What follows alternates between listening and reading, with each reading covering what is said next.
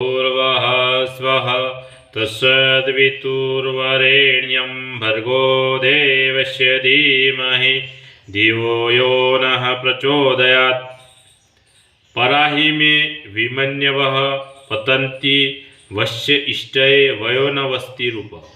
જેવી રીતે પક્ષીઓને ઉડાડી દેવાથી તેઓ દૂર ચાલ્યા જાય છે, એ જ રીતે ક્રોધી માણસો અમારાથી હંમેશા દૂર રહે, કારણ કે ક્રોધી માણસ પાસે રહેવાથી સ્વભાવ ઉલટો થઈ જાય છે અને ધર્મને નુકસાન થાય છે।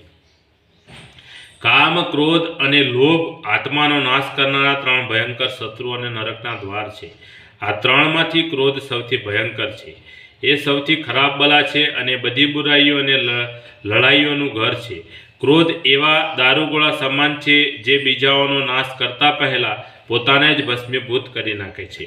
ક્રોધનો અગ્નિ બીજાઓને બાળતા પહેલા જેનામાં ઉત્પન્ન થાય છે તેને જ બાળે છે।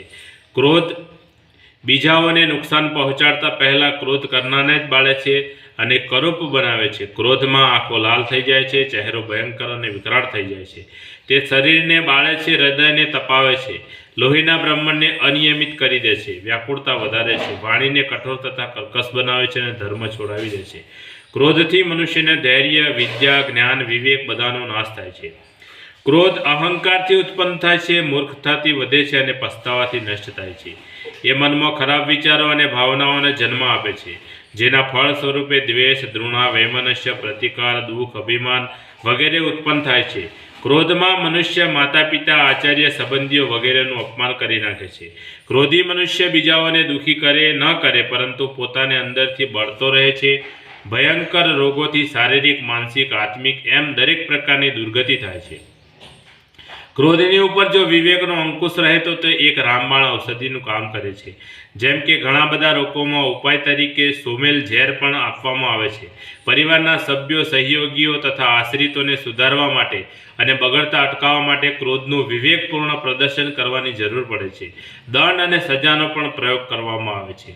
જો આ સ્થિતિને છોડી દેવામાં આવે તો પછી મા બાપ, અધ્યાપક વગેરે અધિકારી વગેરે પોતાના કર્તવ્યનું પાલન ન કરી શકે।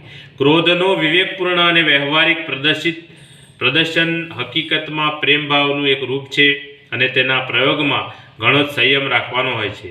ક્રોધ ફક્ત બીજાઓને આત્મસુધારણાની પ્રેરણા આપવા માટે એક સશક્ત સાધન તરીકે ઉપયોગ કરવો જોઈએ। ક્રોધ નિવારણના ઘણા બધા ઉપાયો છે। મૌન ધારણ કરીને મનમાં ગાયત્રી મંત્રના જાપ કરવાથી ક્રોધ તરફથી ધ્યાન હટી જાય છે અને તે શાંત થઈ જાય છે।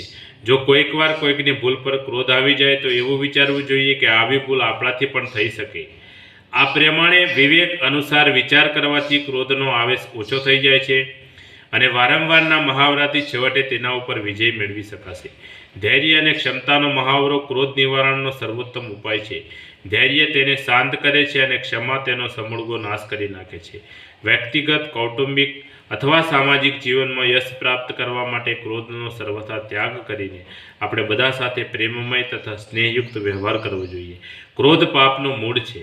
બોલીએ સદગુરુ ભગવાનનો જય, આજ કા આનંદનો જય, આદ્ય શક્તિમાં ગાયત્રી માતનો જય, પોતપોતાના માત પિતાનો જય, કુળદેવી માતનો જય। ઓમ ગમ ગણપતે નમઃ, પાર્વતી પતય, હર હર મહાદેવ હર।